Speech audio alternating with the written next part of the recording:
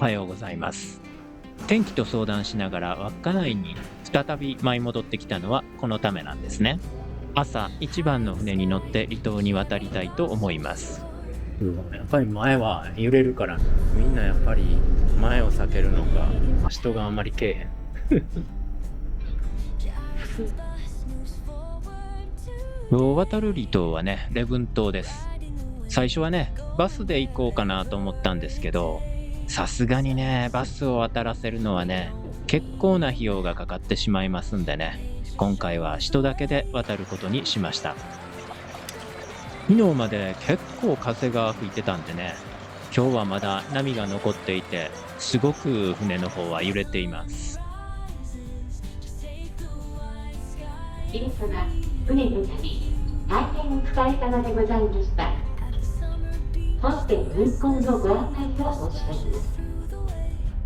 まもなく、礼文島角田港へ入港いたします。着岸は進行方向に向かって左側でございます。お相手のまたなどをお支度ください。本当は礼文島だけじゃなくて利尻島も行きたかったんですけども、宿泊費やレンタカー代など結構高くついてしまいますのでね、今回は礼文島だけにすることにしました。一応どちらの島にも来たことはあるんですけども、利尻島では前回来た時は利尻だけに登って、礼文島では南半分だけを散策したんです。今回はこの礼文島北半分を巡っていきたいなと考えています。ところがですね、一つ問題があって、レンタカーの数があまりにも少なくてですね、予約が全く取れませんでした。そして考えたのが、キャンピングカーにいつも積んでるブロンプトン、自転車を持ち込もうかなと思ったんですけども、時間的に結構厳しいんじゃないかなということで、原動機のついた乗り物を確保することにしました。そしてなんとか確保できたのがこの 125cc のバイク。これでね、タンデムで回っていきたいと思います。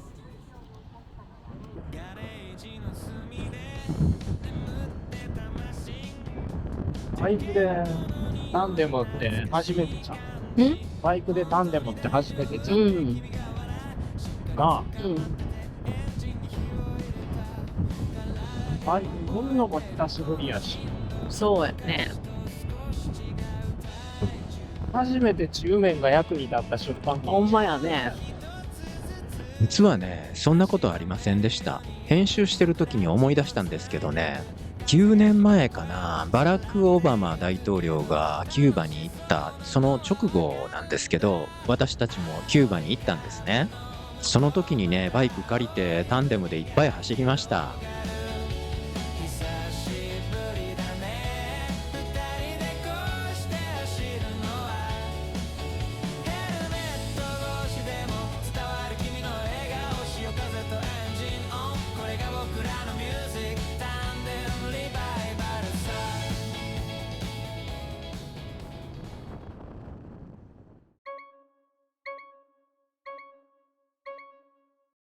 はい。そしてやってきたのはこちら。前回やってきた時には登れなかった礼文岳。今回は登頂したいと思います。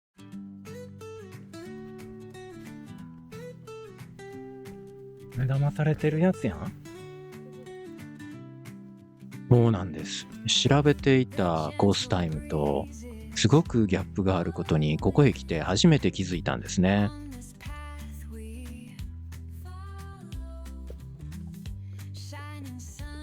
だって4キロやからさ、だいたい2キロやん。フェリーが1時なんぼ ?2 時半。フェリーが礼文島に到着してから帰りのフェリーが出港するまでの間が約6時間。そしてこの礼文島の登山には往復2時間の時間を当てていました。何人かの登山者のタイムレコードを参考にして決めたんですが、調べたその数人がなんと早い人ばかりだったようで、皆さんのタイムレコードがほぼほぼ2時間だったので、2時間ぐらいで戻れるもんだと思ってたんですね。ところが登山口の地図を見てびっくり。なんと往復8キロ。私たちの時間で計算すると時速2キロなので4時間はかかっちゃうということだったんですよ。せっかくね、礼文島に渡ってきたのに、礼文岳だけ登って戻るのはすごくもったいないなということでね、なんとか頑張って時間を短縮しようということで、3時間だったらなんとか行けるんじゃないかということで、3時間で往復することにしました。そして食事を諦めればなんとか北の岬とかその辺も巡ることができるんじゃないかということでね、頑張って挑戦してみたいと思います。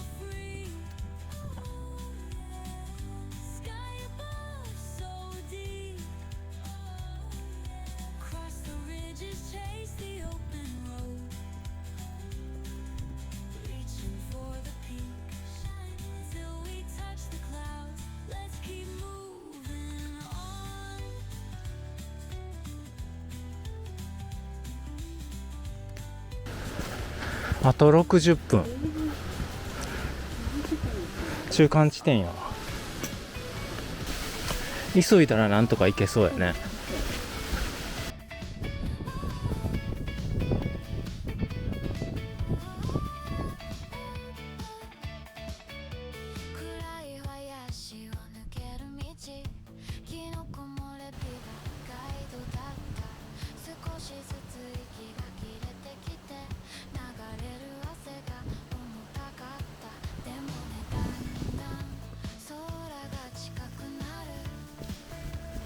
おー、開けましたね。あれが北の端。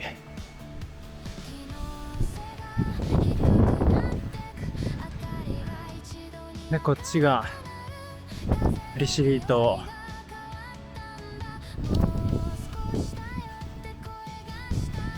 これかな？こっちかな？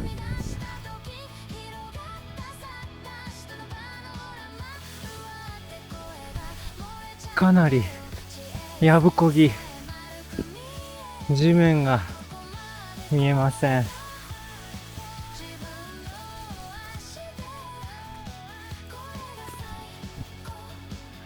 ちょっと地面が見えたけど、すごいね。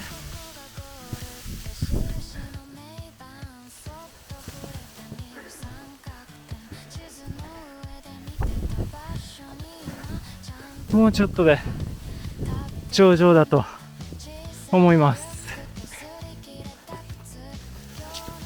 足元がね、全然草で見えない。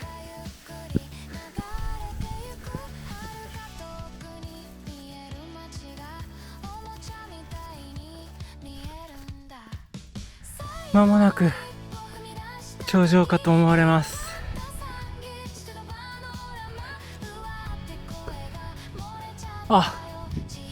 なんか見えてきた。これ頂上かな。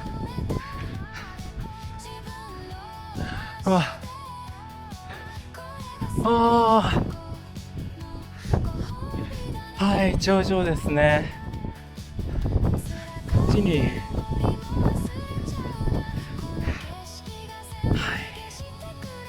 頂上。360度見渡せます。こ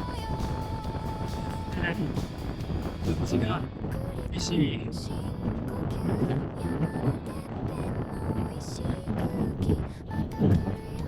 風が。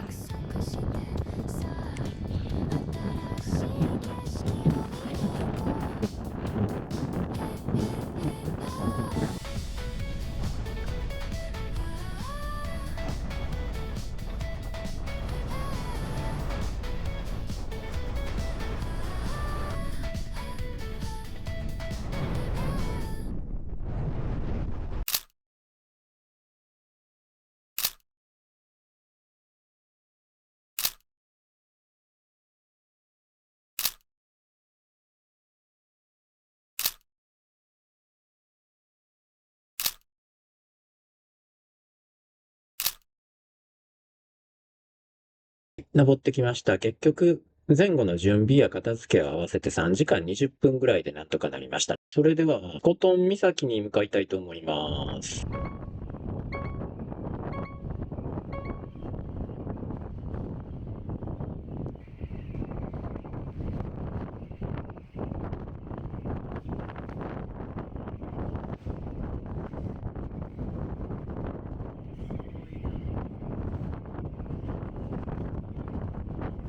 コースタイムね、4時間のところを3時間18分で行って帰ったんでね、結構疲れましたね。でもね、すごい景色のいい山でね、なかなか感動ものでしたよ。なぜあそこが百名山に入ってないのか不思議なぐらいの山でございました。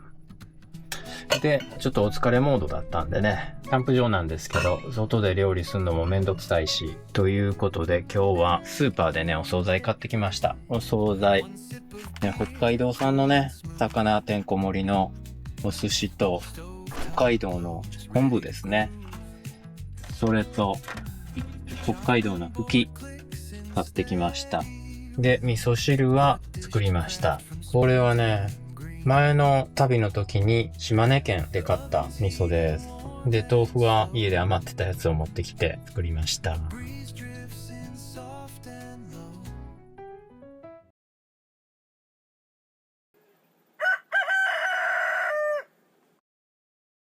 パソコンで作業しながらね、裏でできた動画をアップロードしてたんですけど、なんかアップロード止まっちゃって、BGM もここでかけてたんですけど、止まっちゃって、スマホが落ちてたんであれと思って見たらですね、この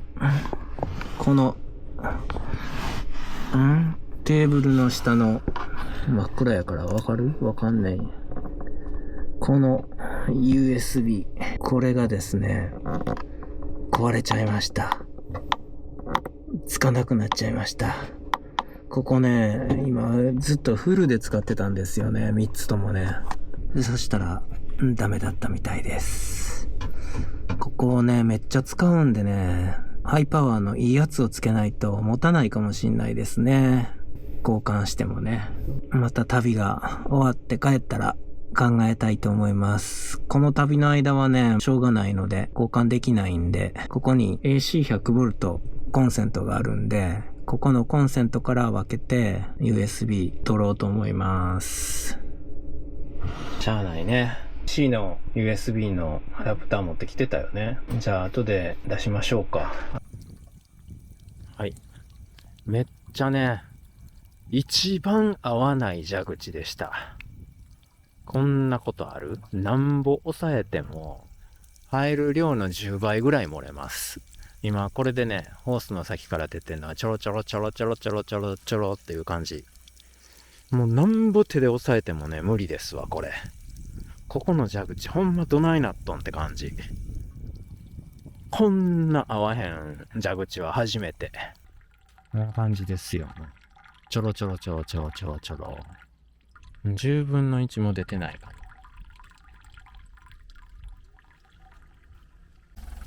はい。そしてね、排水の方は、各炊事場の排水が集まってる場所、こんなところがありましたのでね、ここでダンプすることができました。これは便利ですね。日本のね、RV パークやキャンプ場もね、こういうダンプステーションちゃんと作ってほしいですよね。ほとんどないですからね。RV パークなのにダンプステーションがないってほんとね、何を考えてるのかなと思いますよね。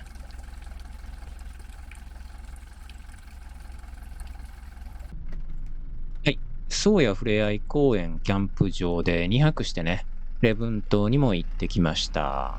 ここね、なかなかいいキャンプ場でした。広くてね。ゴミの回収とかもね、していただけるし、結構長期で滞在される方が多くいたように思います。はい。それではね、次の目的地に向かって出発していきたいと思います。先日ね、お天気待ちということで、一旦少し南下して、また稚内に戻ってきたんですけど、今回はね、それを超えてずっと南下していくことになります。右方向です。続いて目的地は左側です。これ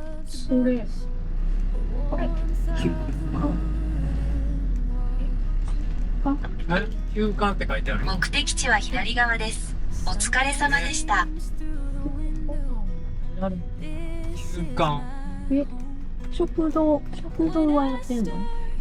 休館じゃない。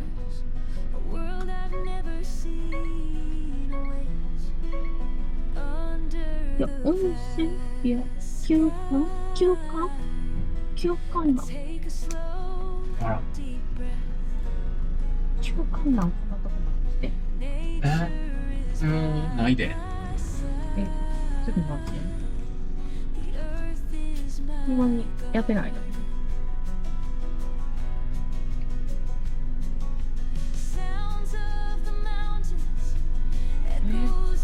参ったな。参ったわ。せっかく来たのに。エゾシカ食べに来たのに。ホームページや Google マップではね、空いてることになってるんですが、実際来てみると休みってね、YouTube あるあるですよね。エゾシカ食えるとこないんじゃん。もうどの？え焼き芋探す？参ったね。ふれあいセンター食堂のみさきって書いてあるから、ふれあいセンターよな、あれ。うわ、もう頂点に達したのに腹減ったのが。うわ、お菓子食べ。参ったな。お菓子食おう。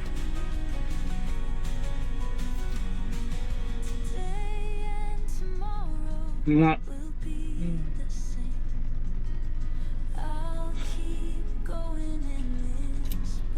めちゃめちゃうまいよな、これ。うん、美味しい。たくさんもらってます。参ったね。野菜。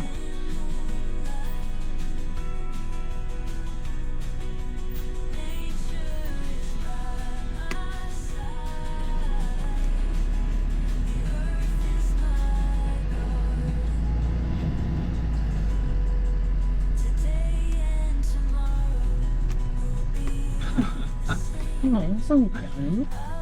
なあ。ホームページに載しとけよ。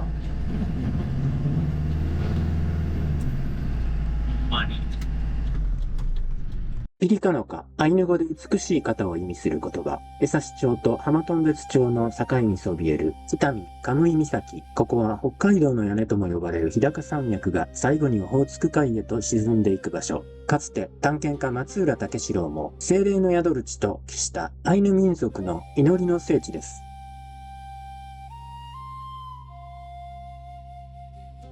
次にやってきたのは北緯45度線のモニュメント。北極点と赤道のちょうど中間にあたる場所ですね。この江差町にはなんと北緯45度国際広場という広場まで整備されていました。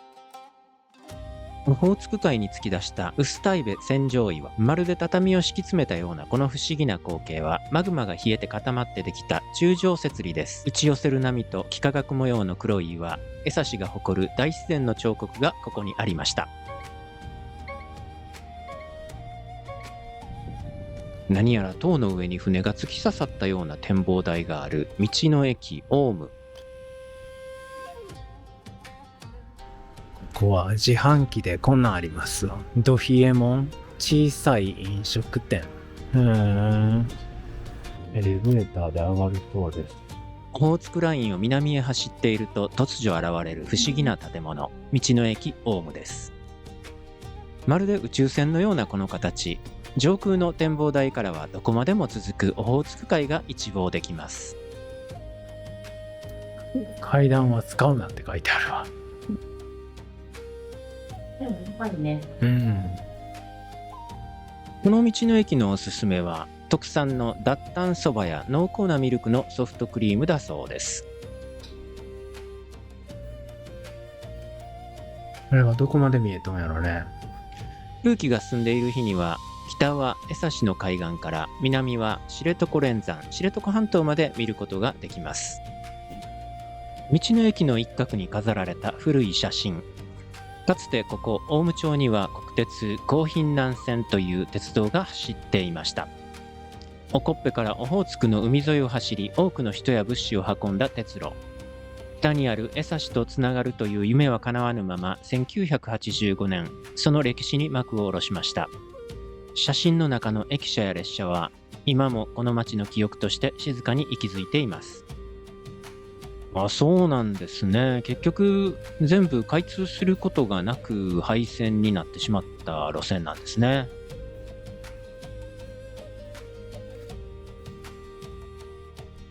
はい。花畑。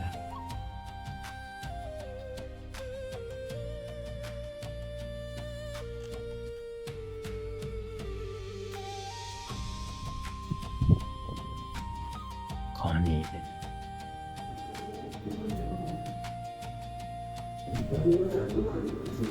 けるかな。日帰り入浴できる。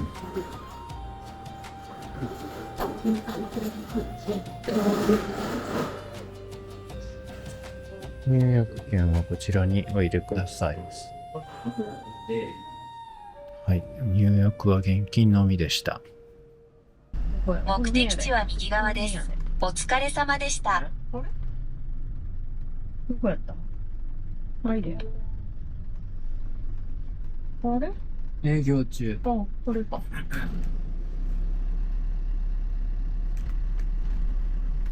コッペマートオッケーマーでいいですか？ト。はい。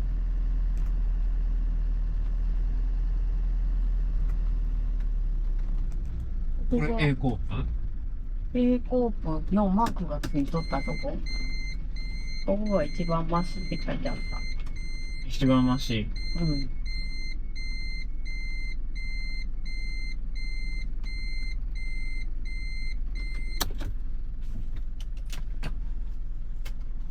すごいよ。カード使えるか。はい、道の駅おこっぺ第2駐車場の方にやってきました。電車とかがあって、ちょっとねトイレが離れてるんですけど、こっちの方が静かそうなんでこっちにやってきました。ライダーさんが3台ほどバイク止めておられます。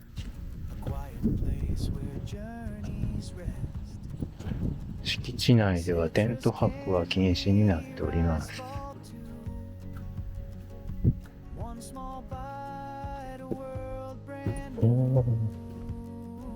これは中が宿泊所になってるみたいですね。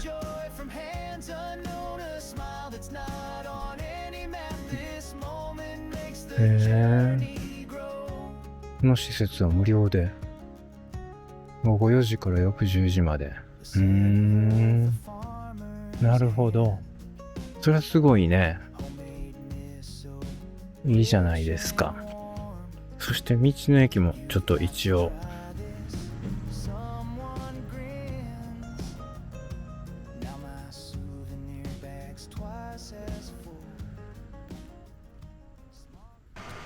今日はね、ラムしゃぶをしようと思います。とりあえずニラの茎としめじを入れて、出汁を取ってます。そしたら、やっていきましょうか。入れていいですか？野菜からですよね。全部入れちゃいますよ。ちょっとニラが多いけど、もうしゃあないね。残してもしゃあないんで、冷蔵庫臭くなっちゃうんで、入れちゃいます。ニラは北海道産だそうです。今さっき、今日はここね、おこっぺの道の駅なんですけど、おこっぺマートで買い物してきました。小さい店やったんですけどね、クレジットカードも使えて、なかなか行けた店でしたね。野菜入れましょう。野菜もガバッと入れちゃっても、一気にやっちゃいましょうか。ねテーブルの上でするんじゃないんで、こっちでも炊いちゃって持っていきたいと思います。テーブルの上、ちっちゃいフ IH 持ってきてたらよかったんですけど、大きいガスコンロしかないので、キャンプ用やからね。はい、そしたら肉入れていきましょう。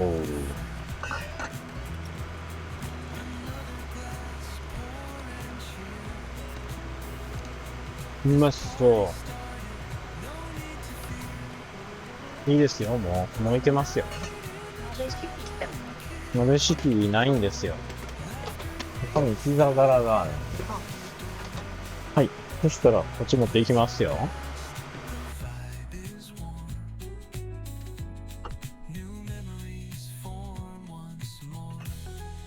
はい、できました。そしたらいただきますか。ごまだれでいただきます。開いてる。開けました。じゃあいただきます。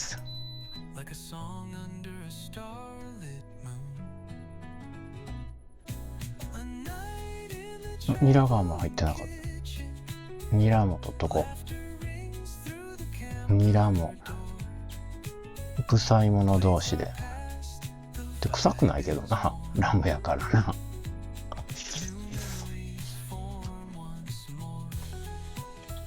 あ、うまっ。羊最高。これはショーン？ラムしゃぶ。普通のラム。うん。ニラとめっちゃ合う。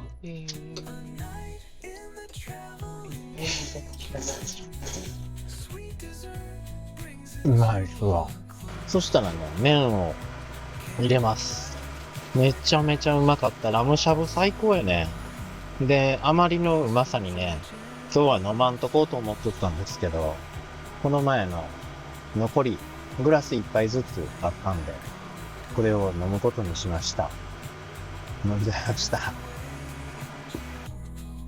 麺。いただきます。あ、うまっ。あ、うまっ。美味しい。うまい。最高やね。なんで関西にはラムしゃぶの肉売ってないんでしょうね。美味しいね。うん。ね、関西にはね、ほとんど羊って売ってないんですよ。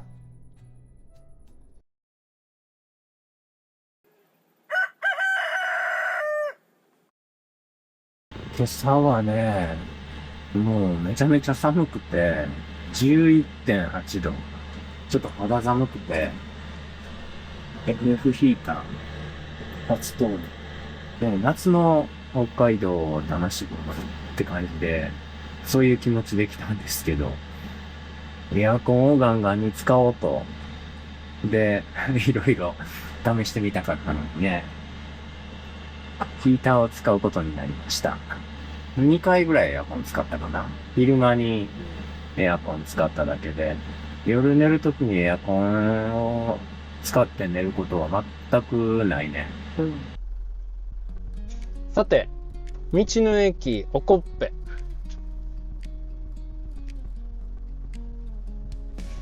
第2駐車場ですね。電車の宿泊施設がある真横の駐車場になります。こっちの方が静かでよかったね。ちょっとトイレからは離れてるけどね。うん。はい、非常に良かったです。それでは南下していきます。スタートです。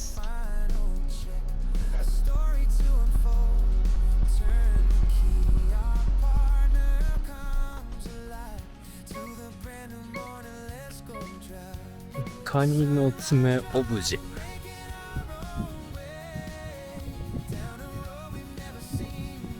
サロマ湖の海側の道に入りました。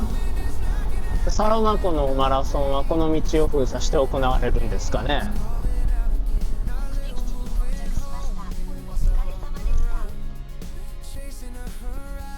これ？あ、これみたい。これが展望台。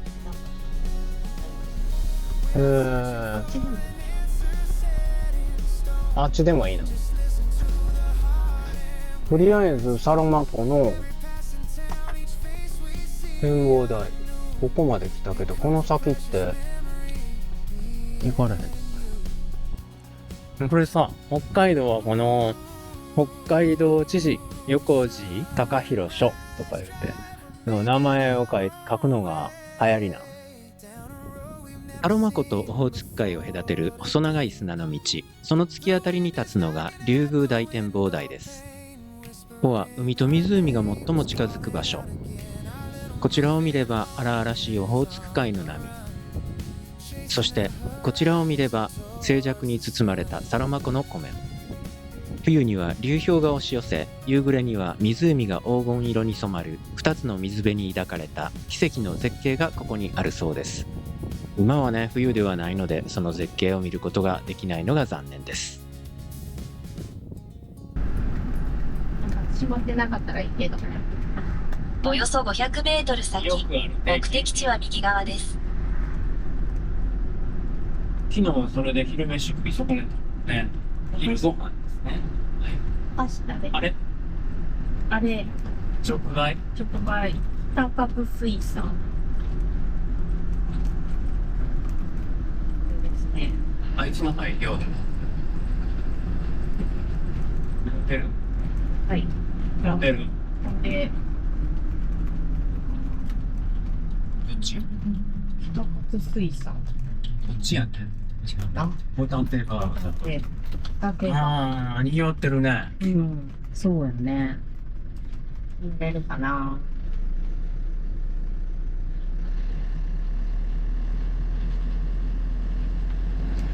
いい時やからね。はい、到着でございます。サロマ湖見えるよ。うん。うん。はい、北勝水産到着しました。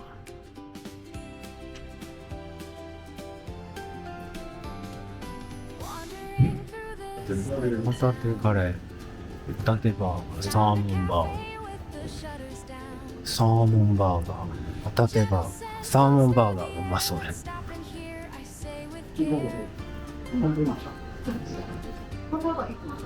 サーモンバーガー。あ、バツやわ。バツあー、バツになってんの。そうか。普通こう乗ってる場合はそれを。じゃあ、ホタテバーガー。あ、やっぱり。うん。ちょっとあと何するのうん、そう。これにカレー。あ、サーモンがおれへんのか、今日は。うん。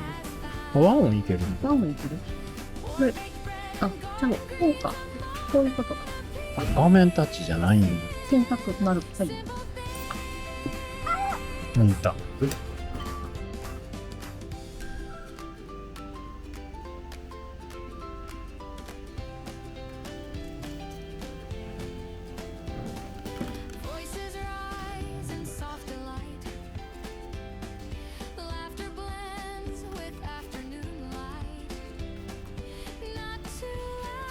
ホタテカレーとホタテバーガー、サーモンバーガーがなかったのが残念。いいね。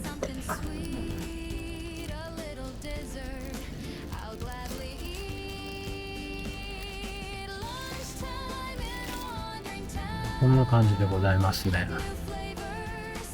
じゃあ、いただきます。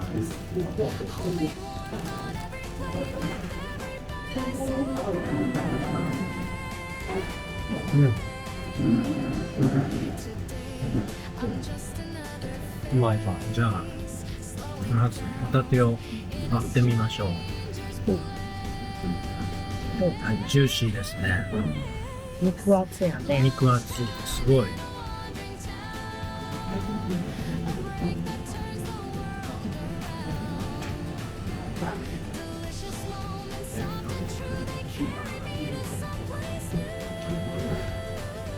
うまっ。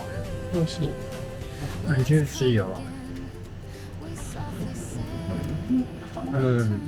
関西で食ったらパッサパサやもんね。ああ、そうやね。冷凍してるからパサパサかな。な。ホタテのバター醤油焼きできました。うまそう。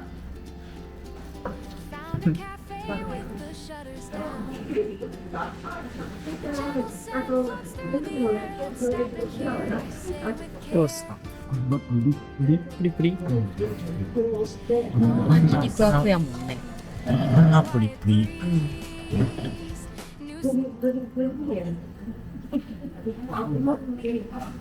これはすごいな。すごい。はい。赤いとこ、やってきました。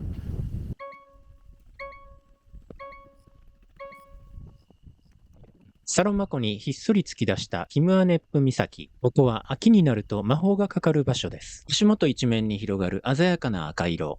これはサンゴ草と呼ばれる植物です。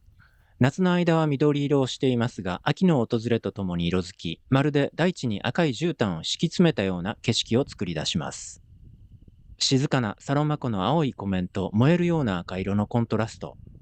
旅人の心を奪う秋だけの特別な景色です。ニコロ八花公園。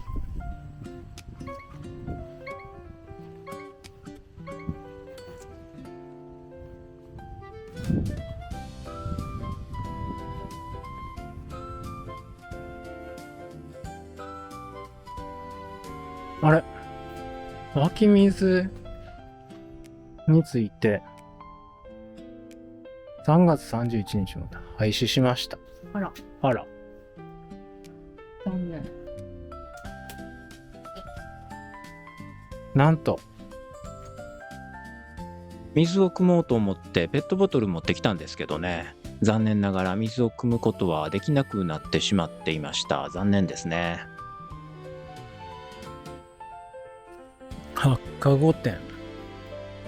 このニコロ八花公園内に移築保存されている歴史的建造物、八花御殿が見学できるそうなので行ってみたいと思います。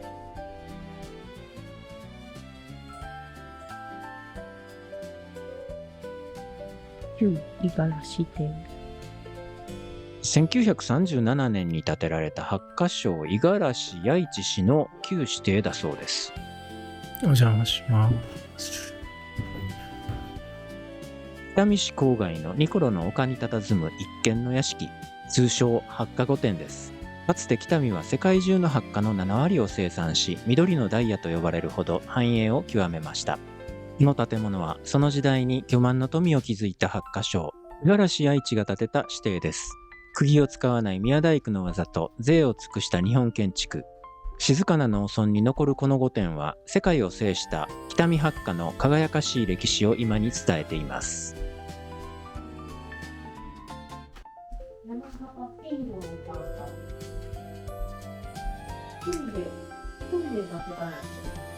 一人で？棟梁？へえ。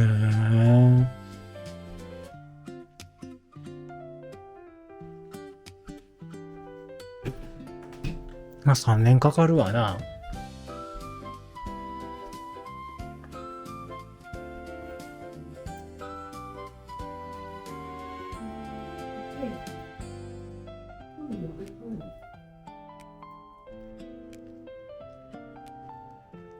あとここにも電話コレクションあるで。電話好きなん？統計コレクション。ほんまや。蓄音機。古いもんから順に並ばって。んで、NEC の、これ懐かしい。んで、これが八花か。八花蒸留機、田中さんが作ったんやったかな。うん。田中さんが、そうなんでずーっとこれに通って出てくるわけか。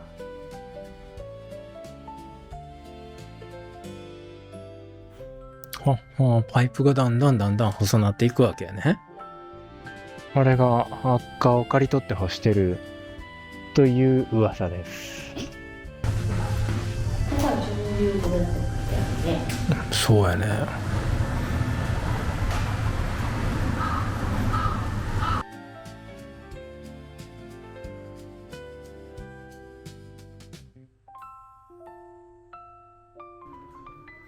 こんにちは。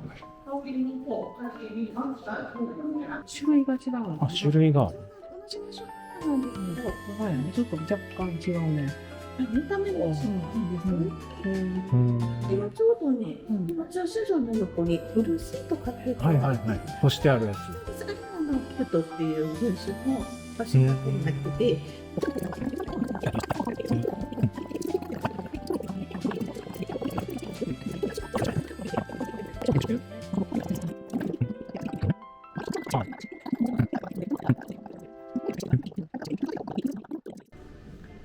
はい。そして次にやってきたのはスターバックスコーヒー北見三輪店。北海道に入ってからね、スターバックスのない地域ばっかり走っていて、やっとね、北見というスターバックスのある地域にやってきたので、コーヒーを飲むのと、動画の編集をするのと、動画のアップロードをするためにスターバックスにやってきました。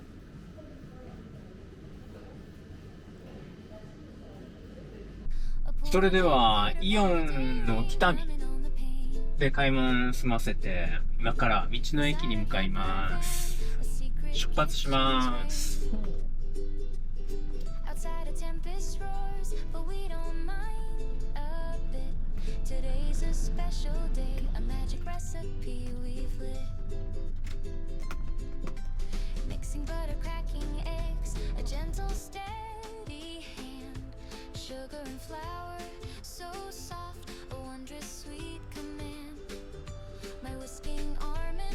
はい、お風呂に入ってきました。北見温泉盆湯三高層。いいお湯でございました。それではね、今夜仮眠させていただく道の駅に向かいたいと思います。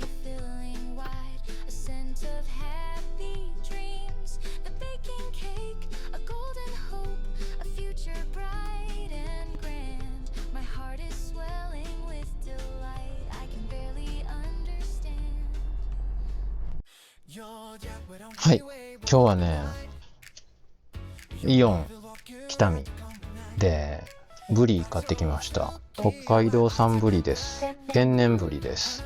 いやー、北海道って魚安いよな。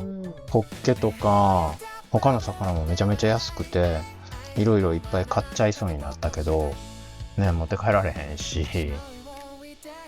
天然分、何もこんなでっかくて何ぼやった288円。288円。ありえへんよ。僕らのとこやったら一切れ288円やな。ですね。うん。分厚くないし。そう、もっと薄いもんな。全然今日は何作ってくれるの？これでちょっとブリ照りでもやろうかなと思ってます。はい、そしたら加熱。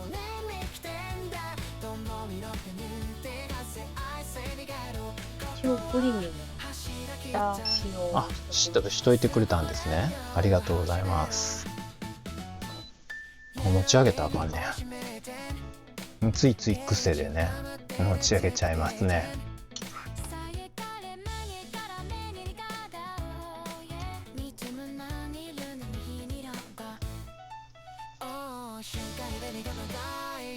今換気扇回すからうるさくなるよ。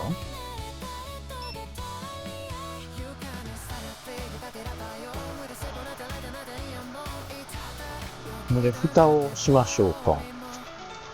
ちょっと蓋がね、これちっちゃくて落ちちゃうんで、こんな感じで。これは半紙じゃないよ。クッキングペーパーよ。今できない。今できないですか。そして、照り焼きのソースを作っときましょうか。このソース、いとこのね、奥さんがお店やっててね、ソース屋さんやってるんですよ。ここのね、ソースめちゃめちゃうまい。いろいろ種類があってね。これは南蛮ソースですけど、食べるラー油とかもあったね。だから高菜のソースとかね、いろんなソースがあって、これお取り寄せもできるんで。六甲本店。神戸のね、六甲アイランドにあるお店です。紅葉町ですね。ホームページとか書いてないね。じゃあな。そしたらソースを作りましょう。だいぶとろみが初めからついてる。でも片栗を入れます。これは南蛮ソースやけど材質は一緒かなということで、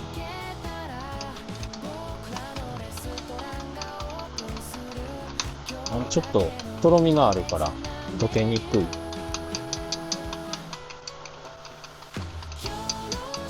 本来の使い方と違うからね。あれ南蛮ソースやからそのまま南蛮に使うやつやから、それをちょっと流用しております今日は。焼けてきたよ。じゃあソース入れます。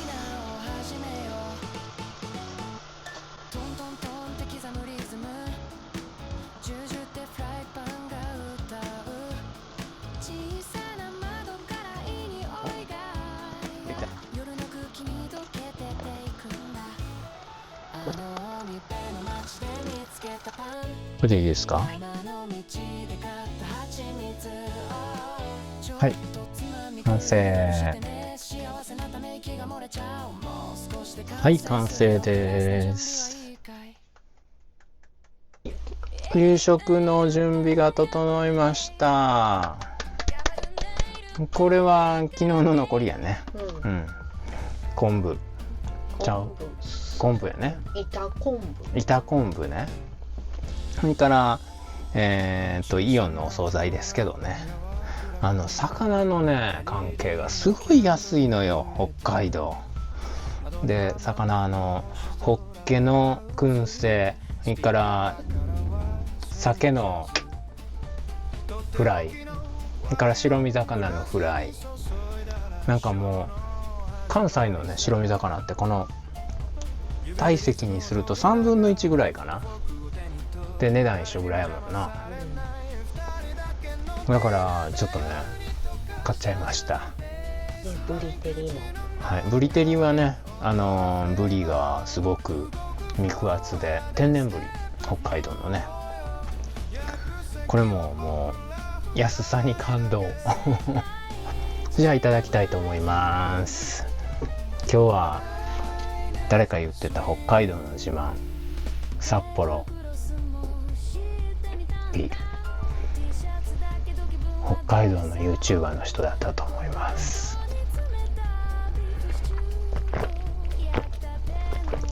うまいね。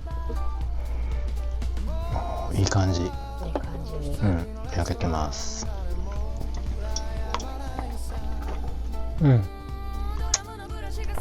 美味しい。